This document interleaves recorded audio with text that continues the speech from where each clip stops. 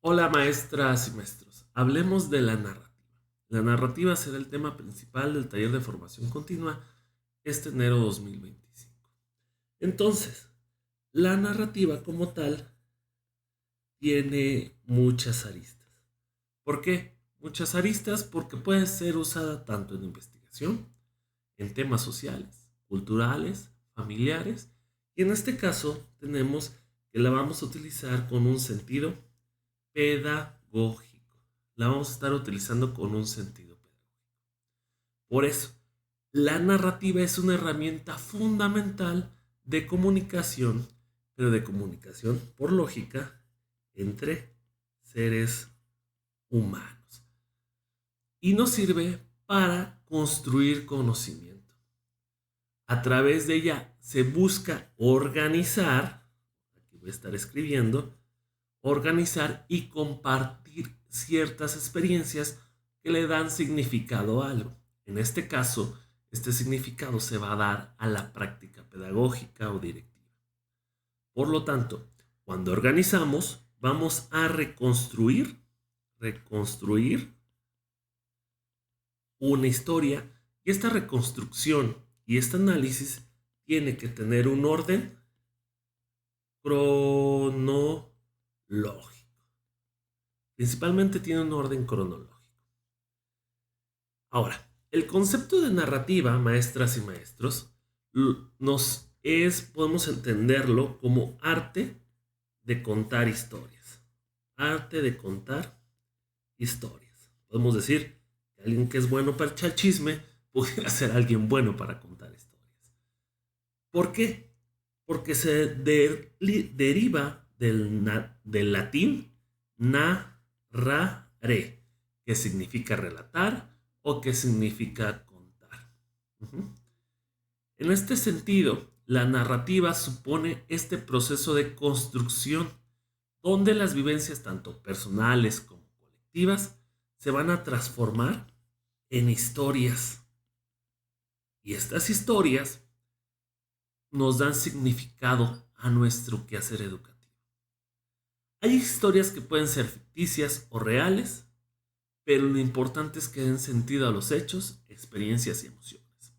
Por lo tanto, la narrativa puede tener diferentes géneros literarios. Tú puedes narrar tu experiencia a través de un cuento, de una metáfora o simplemente en primera o tercera persona. Es decisión tuya. La narrativa en la práctica pedagógica, maestras y maestros.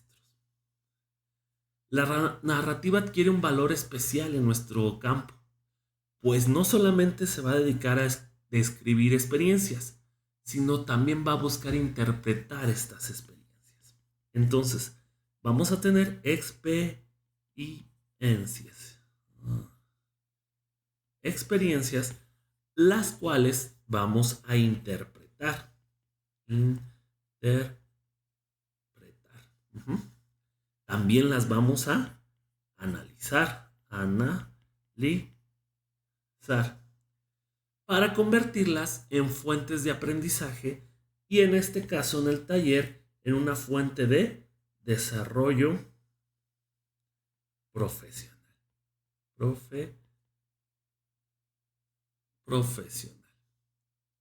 Este enfoque narrativo va a permitirte reflexionar sobre tu práctica pedagógica, pero para ello no solo es ponerte a escribir, ocupamos sistematizar. Y sistematizar no es un sentido complejo, sino buscar darle un orden a la narrativa. ¿Qué es darle un orden? Establecer, para unos autores, al que yo consulto, se le conoce como pilares argumentativos. Para la Secretaría de Educación Pública, ella está trabajando tramos. Cada tramo o cada pilar te genera un texto. Te va a generar otro texto y otro texto. Y cuando los integras de una manera orgánica, puedes ahora sí tener una narrativa más ordenada. Eso le podemos llamar la sistematización. ¿Por qué? Porque la narrativa no va a consistir solamente en escribir relatos pedagógicos o simplemente en registrar eventos cronológicos. Por ejemplo, tú puedes decir, yo estudié la normal o la licenciatura, mis primeros 5 años, y estás reconstruyendo de manera cronológica una experiencia. Pero la construcción de la narrativa busca que signifiques a través de la escritura reflexiva. Es decir, aquello que a ti te hace reflexionar y que posiblemente va a hacer reflexionar a otra persona. Hay algunas características de la narrativa. Una característica es sin duda es que es subjetiva.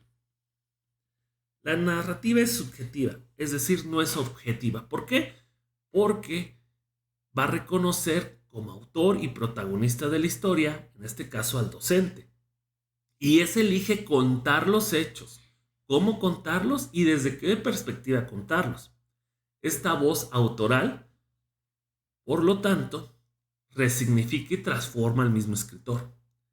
Pero entonces no tiene que ver con operaciones matemáticas objetivas ni un paradigma empirista. Simbólico, interpretativo sería su paradigma. ¿Qué quiero decir? Que a través de mi interpretación subjetiva narro cómo construí tal vez mi habilidad o mi capacidad para enseñar a leer, mi habilidad o mi capacidad para relacionarme con mis compañeros. Otra característica es la reflexión que genera. ¿Por qué? Contar una experiencia no significa únicamente relatar lo que sucede, sino reflexionar sobre cómo lo viví y de esta manera le otorgo un sentido a la narrativa. Esta narrativa va a buscar comprender qué funcionó y qué desafíos surgieron y qué aprendizajes emergieron. También la narrativa me permite la colaboración. La narrativa pedagógica suele ser no un ejercicio solitario. Aunque puedes escribir definitivamente solo, no debe ser solitario. Porque debe involucrar conversaciones con tus compañeros. Por eso en el taller vas a encontrar organización individual, colectiva y entre pares. También puedes platicar con otros actores y todos te van a dar un punto de vista diferente que va a hacer más rico tu proceso de escritura. Es importante para avivar los recuerdos y construir colectivamente este relato. La contextualización. La narrativa siempre está situada en un contexto específico. ¿Cuál va a ser nuestro contexto específico? Puede ser el aula, miren, se desconectó un poquito. Puede ser el aula, la comunidad, una cultura, etc. Y otra característica es la transformación profesional. Vamos a tener una transformación profesional. Así es, quien escribe una narrativa tiene una transformación profesional. ¿Es un relato que incluye una escritura pedagógica? Sí, pero debe ayudarte para liberarte, para clarificar tu camino y tener una mirada crítica. ¿Ok? ¿Quiénes son importantes en la narrativa? Pues el narrador, que seguramente será un docente. Los personajes, que serán las personas que a lo mejor intervinieron en esta formación pedagógica que tú tuviste. El tiempo, porque las narrativas deben de tener una secuencia. ¿Ok? Entonces tú eres el narrador, pero también hay personajes como el maestro que te influyó. También hay tiempo. ¿Cuándo? ¿Debe ser lineal o no lineal? En este sentido, yo te sugiero que sea lineal. El conflicto también puede existir. ¿Por qué? Porque hay un punto clave que le podemos conocer también nosotros como nudo, que ocupa una solución o ocupa un cambio, o simplemente es la trama o el problema. este trama o problema o conflicto, esa es la situación de aprendizaje o desafío que te llevó a una innovación educativa, que te hizo transformar.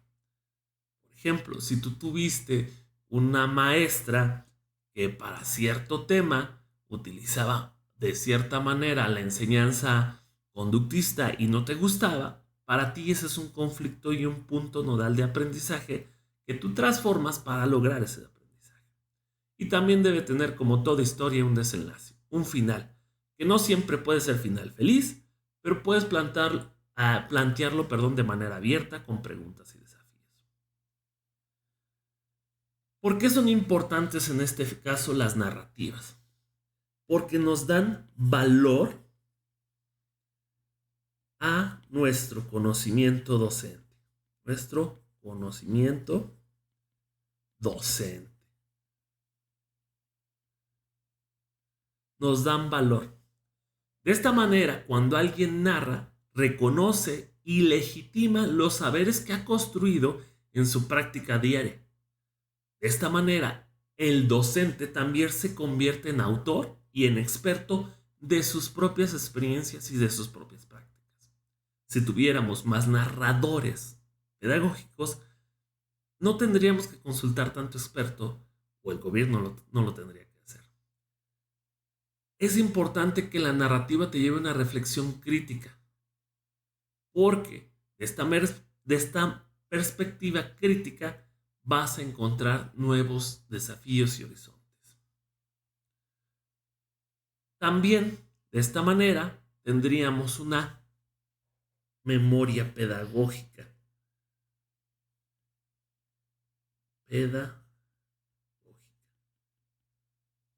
Es un legado colectivo que te permite que nos va a permitir, tener una memoria de la enseñanza, un legado colectivo que puede ser utilizado para futuras generaciones.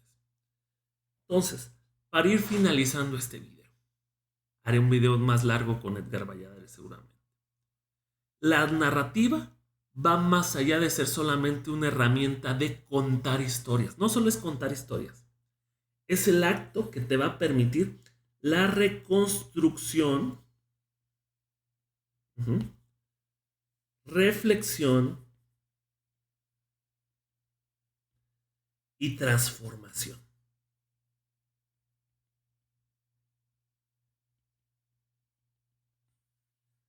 Estos tres aspectos son muy importantes. Ojo, no solo es contar la historia, es un acto de reconstrucción, reflexión y transformación.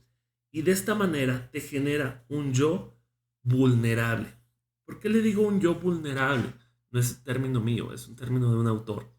Este yo vulnerable es cuando tú te permites que otras personas te lean, o cuando tú te permites leerte a ti mismo para reconstruirte, reflexionarte y transformarte. En la práctica educativa, la narrativa pedagógica va a permitir que los docentes den sentido a sus experiencias, compartan saberes y fortalecer su identidad profesional. Recuerda, no es contar historias, es reconstruir, pero esa reconstrucción va a tener tramos, como menciona la SEP, o pilares.